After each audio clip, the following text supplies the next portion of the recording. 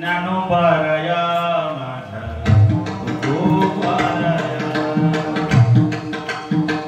वारी पांडुरंगायचे पण भजन ज्ञानोबारायांचं. रस्ताभर लोक माऊली किंवा ज्ञानोबा तुकोबारायांचा गजर करतात का? देवापेक्षा संत जवळचे वाटतात. देव बाप आहे, संत माय, तुम्ही संत माय. ज्ञानोबारायांना सगळ्यांनी माय म्हटलं, वेदानं माय म्हटलं, शास्त्राने माय म्हटलं, साधकांनी माय म्हटलं, योगींनी माय म्हटलं, आणि ज्यांना कोणीच नाही त्या अनाथांना सुद्धा त्या ठिकाणी ती माय म्हणूनच दिसते. वेद शास्त्र देती वाही म्हणती.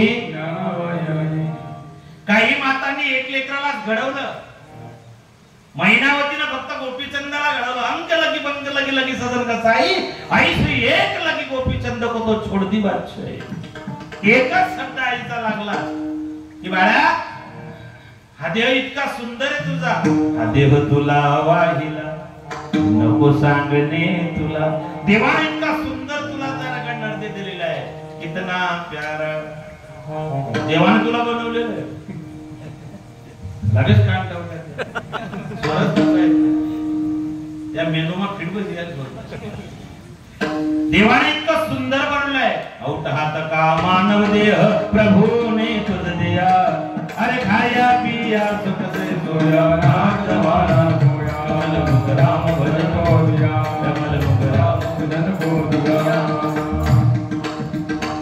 महिनावतीना फक्त गोपीचंदाला घडवलं. जिजाऊने धर्मवीर शिवराय छत्रपती धर्मवीर संभाजी महाराज यांना घडवलं. मदालसेनं आपल्या 4 लेकरांना घडवलं. कोणती मातेनं आपल्या 5 लेकरांना घडवलं. पण कोणी माय 1 लेकराला घडवत असेल, काही माता 2-4 लेकरांना घडवत असेल, पण माझ्या ज्ञानोबारायांनी केला जगाचे उपकार.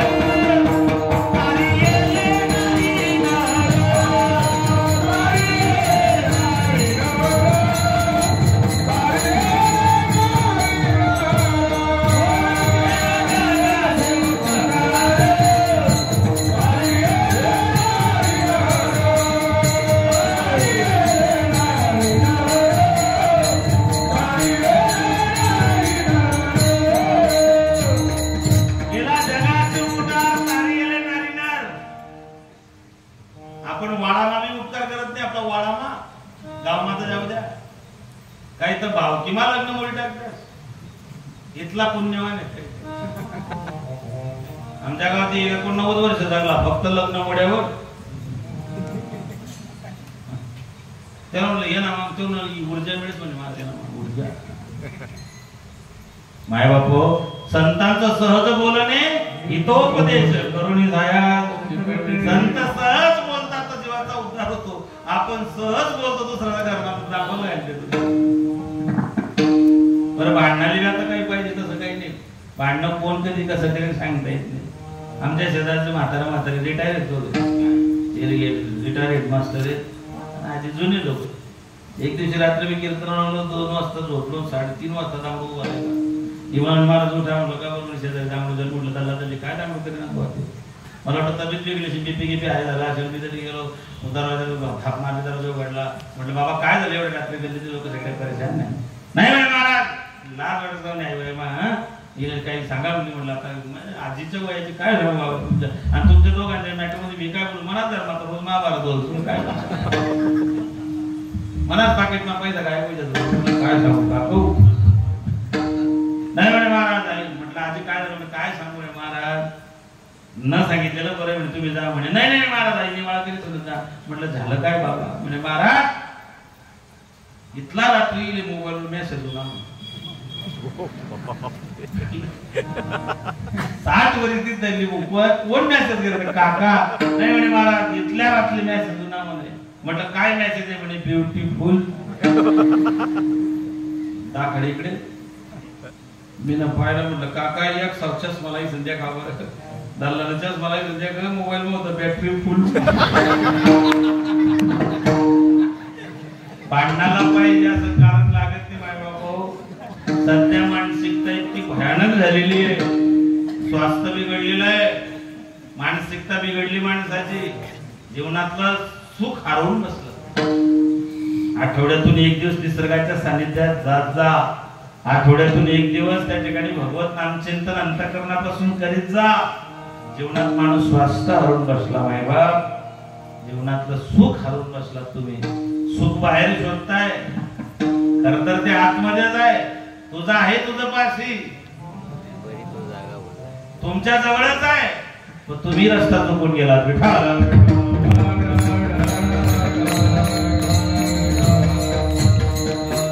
या संतांनी करुणी सायास शिकविले.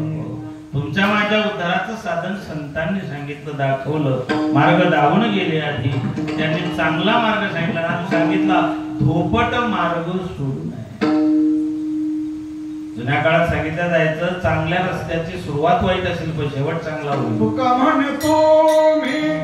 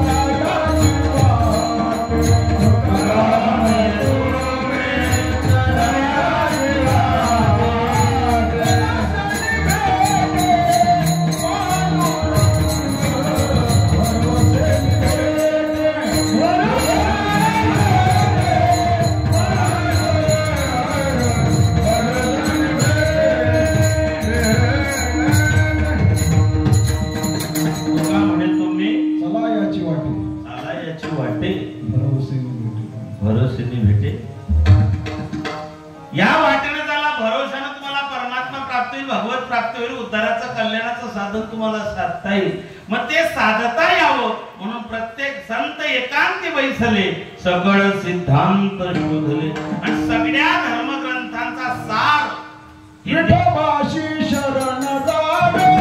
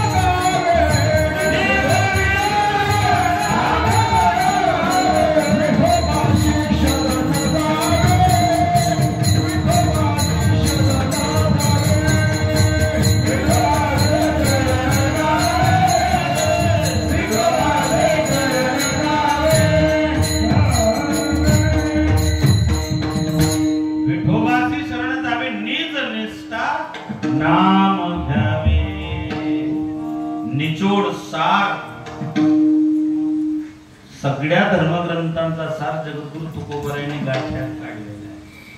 सगळ्यात दुधाचा सार कसा देव?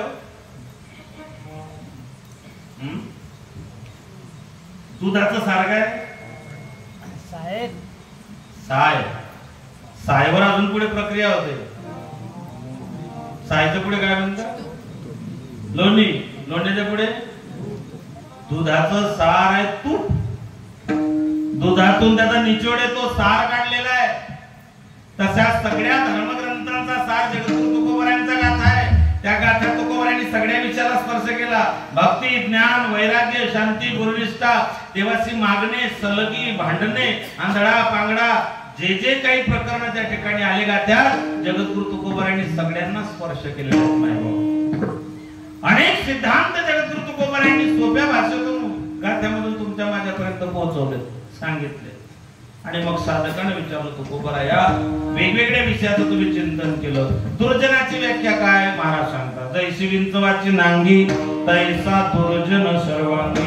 विंचवाच्या नांगीत विष आहे, नांगी तोडली की त्याला विष नाही, पण जो दुर्जन आहे त्याच्या सर्वांगात विष असतं, असा दुर्जन असतो. बरं सज्जन कसा असतो?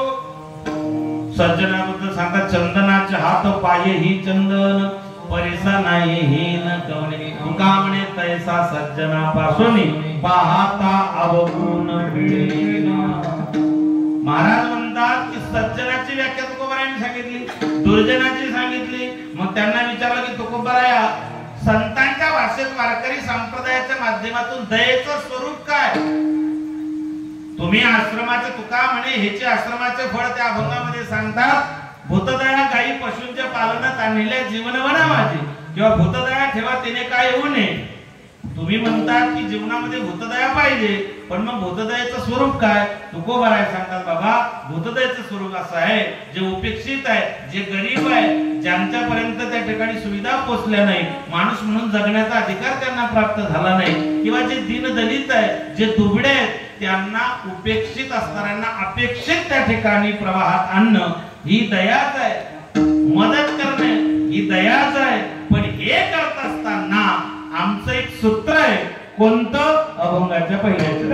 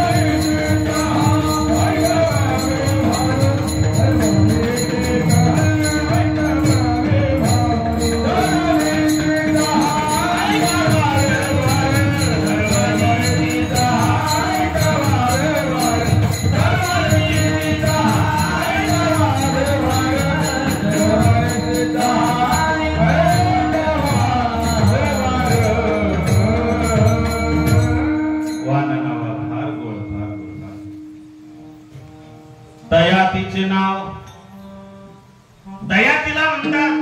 कोण दया?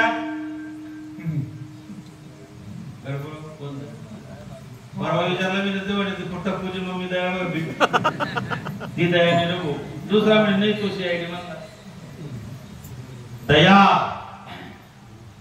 महाराजांनी तिची व्याख्या सांगितली. दयातीचे नाव, भूतांचे पालन. म्हणजे महाराज कोणी गाई पालन करत, कोणी शेळी पालन करत, तसं काही लोक भूत बी पाळतात का? भूतांचे पालन जे सजीव आहे, ईश्वराच्या जीवसृष्टीमध्ये असणारे त्या ठिकाणी दुबळे जीव आहेत, त्यांच्यावरती दया करणे, गोरगरिबांवरती दया करणे, जे निरुपद्रवी प्राणी आहे त्यांच्यावरती दया करणे. म्हणजे भूतांचे पालन. महाराजांनी म्हटलं जे जे भेटे भूत, जीव मात्राला भूत म्हटलेलं आहे. भूत योनी आहे आपल्या सगळ्यांना माहिती आहे. मनुष्य योनी, देव योनी, त्यातले भूत योनी. काही लोक नाही मानत, नको मानू. रामायणात एक प्रसंग येतो, म्हणे ती मंथरा हिवराच्या झाडाखाली जाऊन बसली होती, तिची बुद्धी भ्रष्ट झाली असं रामायणकार सांगतात. ज्ञानोबारायांनी ज्ञानेश्वरीत तो विषय घेतलेला आहे. हिवराची सावली सज्जना ते ज्ञानोबाराय म्हणतात, हिवराच्या झाडाखाली बसू नये, झोपू नये, जेवण करू. मग काय आगून गायला म्हणजे काय बस जपी दे काय वस्तू अनुभव घे ना. महाराज म्हणता हे जे आम्ही सांगितलंय तू का म्हणे माझ आणि ते या जगा संतांना अनुभवाला ते जगाला दिले. नका मानू तुम्ही भूत नका मानू. आम्ही आमच्या ज्ञानोबा आमच्या मायवरांचा भरोसा आहे. आमची माई ज्ञानाबाई सांगते पडे भूत बाधा. हनुमान चालीसामध्ये एक उल्लेख येतो भूत पिशाच निकट नाही आहे. परदेशामध्ये त्याच्यावरती संशोधन सुरू आहे की खरंच भूतयुनी आहे का. युट्यूबला एक व्हिडिओ आलेला आहे. टेस्ला कंपनीच्या कारनं अशी एक स्क्रीन बनवली. रात्री चालताना स्क्रीनवरती जर काही असलं तर त्याच्यावरती स्क्रीनवर दाखवतं. कीर्तन झालं तुम्ही पाहू शकता युट्यूबवर टेस्ला कंपनी भूत सर्च करतात असं त्यांनी सांगितलंय. आता तुम्ही याला अंधश्रद्धा वाढवणं म्हणा की काही म्हणा पण मग ते परदेशी लोक त्याच्यावरती संशोधन करतायत. आहे ते आमची आई ज्ञानाबाई सांगते म्हणून आम्ही मानतो. नाही मानत काही लोक. रात्री 11 वाजता बाळाला एक जणाला बस स्टँडवर भजनी म्हणजे बसलो होतो. भजन आटोपलं त्याला जायचं होतं 5 वाजता. त्यांनी सांगितलं आता एवढी रात्री झाली 1:30 वाजता आमोशाची रात्री कुठे जात बोध की जेवण कर पण गेलो आम्ही. 12 इतके सुंदर मंदिर आहेत आमचे. जेवण करीत त्या ठिकाणी रोखून आपण घाबरत नाही. म्हणले पुढे कॉर्नरला भूत दिसत भाऊ. तो म्हणे मी आता कितलाच भूत खाई घेऊन म्हणे निघ आलो काय नाही आगून गाड्याने घाला. पुढे चालला ना अर्ध्या रस्त्यात गेला. समोर पांढरा सफेद कपड्यावर एक माणूस चालत होता. त्याला वाटलं काय विचित्र पोर आहे भीती घालतात लोक इथले. हा माणूस चालला झप पावलं जातो त्याच्याकडे गेलो. म्हणले का कुठले तुम्ही म्हणे मी बाळच कुठे निघाले म्हणजे चांगलं पुढे रस्त्याला. म्हणलं काय तुमच्या गावातले लोक मला भीती घातली त्यांनी सांगता याला सण होत निघतं. तर म्हणलं का खरंच निघतं का. तो म्हणे पण नाही सांगतात. म्हणले कसं काय. म्हणले मला मरूनच 12 दिवस झाले. होता काय सोचा भैया. भूतांचे पालन याचा अर्थ जीव मात्र सजीव सृष्टीमध्ये असणारे निरुपद्रवी जीव गरीब दुबळे यांना भूतांचे पण अनेक निर्दळन घंटक म्हणजे काटा. काही समाजातले काटे काही परमार्थातले काटे काही गावातले काटे काही धर्माचे आळ काटे काही परमार्थाचे आळ येणारे काटे. महाराज सांगतात त्या काट्यांचं निर्दळन करायचंय संपवायचे त्यांना. ज्यांनी ही चूक केली ज्यांनी काटे वेळीच काढले नाही इतिहास त्यांना कधीच विसरला नाही. शिवचरित्रामध्ये एक व्याख्यान येतं. शिवचरित्रामध्ये गाजलेलं नाव आहे. महाराजांचे सरसेनापती होते त्यांचं नाव आहे प्रतापराव गुजर.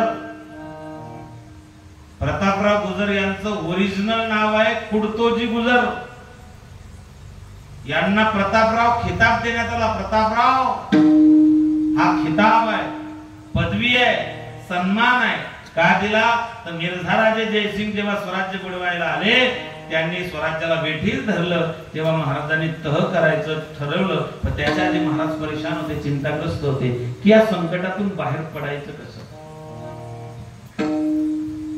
आपला राजा परेशान आहे आपला राजा चिंतेत आहे आपला राजा त्या ठिकाणी दुःखी आहे. म्हणून प्रतापराव गुजर यांनी मिर्झा राजांवरती एकट्याने जाऊन अटॅक केला होता.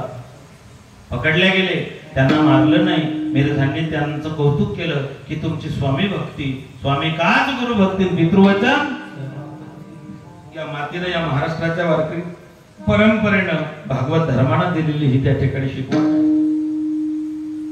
शेवटी त्यांनी त्यांना परत कोंढाण्यावरती पाठवलं आणि एवढा मोठा पराक्रम त्यांनी केला म्हणून कुडतोजी गुजर यांचं नाव ठेवलं प्रतापराव गुजर. काय केलं प्रतापरावांनी ऐका. बहलोल खान नावाचा सरदार मुघलांचा स्वराज्यावरती चालून आला. गाई वासर कापल्या गेले स्वराज्याची नासधूस झाली. आया बहिणी पळवल्या गेल्या सगळीकडे त्राहिमाम झालं. महाराजांनी त्या बहलोल खानाचा बंदोबस्त करण्याकरता प्रतापराव गुजर यांना पाठवलं. प्रतापरावांनी त्यांची नाकेबंदी केली. सैन्यात किंवा लढाईमध्ये नाकेबंदी हा सगळ्यात मोठा त्या ठिकाणी मायबापू प्लस पॉइंट मानला जातो. शत्रू सैन्याची नाकेबंदी त्यांची रसद तोडली आणि रसद तुटली भुके मारायला लागले आणि बहलोल खानाला सांगितलं प्रतापराव आप शेर दिल इंसान आपका राजा भगवान का स्वरूप है. मेरी सारी फौज भूख के मारे बेहाल है. प्रतापराव एक वेळ फक्त धर्मवाद करून द्या पुन्हा स्वराज्याकडे वाकड्यानं देणं पाहणार नाही. मराठी माणूस भोळा सांग हरकत नाही. जा. त्यांनी त्याला धर्मवाट मोकळी करून दिली. जेव्हा हे महाराजांना कळालं तेव्हा महाराजांनी एक पत्र लिहिलं. ते पत्र आजही त्या ठिकाणी पाहायला मिळतं. आणि राजाने लिहिलं होतं, प्रतापराव, सर नौबत असून शिपाईगिरी केली, हातात आलेल्या शत्रूला जिवंत सोडलं, सुला काय म्हणून केला, तो साप आहे तो उलटणार पुन्हा नसणार, म्हणून प्रतापराव हाती आलेल्या सापाला जिवंत सोडण्याचं पातक केलेलं आहे. जोपर्यंत बहलोलला मातीत घालत नाही तोपर्यंत आम्हाला तोंड दाखवू नका. पत्र लिहिलं. पत्र प्रतापरावांच्या हातात पडलं. महाराजांचा चिडलेला चेहरा समोर आलेला आहे आणि प्रतापराव सुडानं पेटून उठले. बहलोल बहलोल बहलोल. आणि त्यांना कळालं नेसरीच्या खिंडीमध्ये 35,000 सैन्यासहित बहलोल खान थांबलेला आहे. उठले प्रतापराव, पण उठला पिलाजी, उठला विठोजी आणि वेडात वीड दौडले साथ. शूर आम्ही सरदार, आम्हाला काय कोणाची भीती, देव देश धर्मासाठी प्राण घेतले हाती. प्रतापराव गेले, संपले. काय चुकलं त्यांचं ऐका. ज्या बहलोल खानांना त्यांनी हाती आल्यानंतर धर्मवाट वाकडी करून दिली, त्याने त्याच बहलोल खानाने प्रतापराव गुजरांचं मस्तक छाटलं. ज्या ज्या वेळेस अशा काट्यांचं वेळीच नेस्तनाबूत केले नाही, ते काटे देशासाठी, समाजासाठी, राष्ट्रासाठी, धर्मासाठी घातक ठरत असतात. पृथ्वीराज चव्हाण त्यांनी एकच चूक केली होती की त्यांनी मोहम्मद घोरीला 2 वेळा त्या ठिकाणी जीवदान दिलं होतं. दुर्दैव आहे आमच्या राष्ट्राचे मायबाप हो.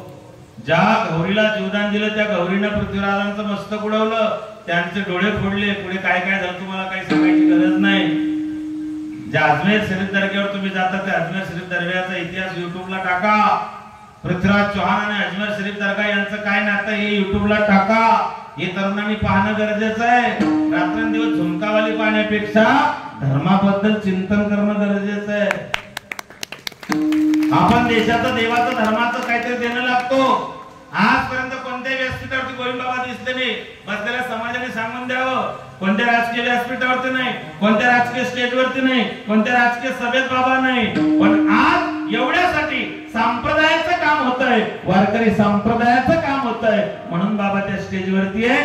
माझ्या ज्ञानोबा तुकोबारायांच्या विचारांचा प्रचार प्रसार होईल एवढ्यासाठी बाबा त्याच्यात इन्व्हॉल्व आहेत. जळगावला आमचं वारकरी, आपलं वारकरी भवन होतंय, बाबा त्याच्यामध्ये सहसचिव आहेत.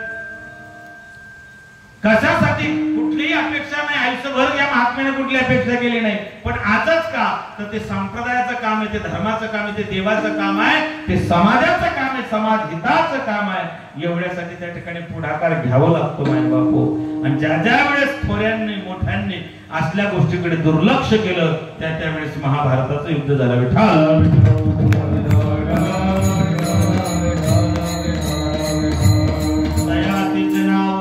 भूतांचे पालन, अनेक निर्दळन कंटकांचे.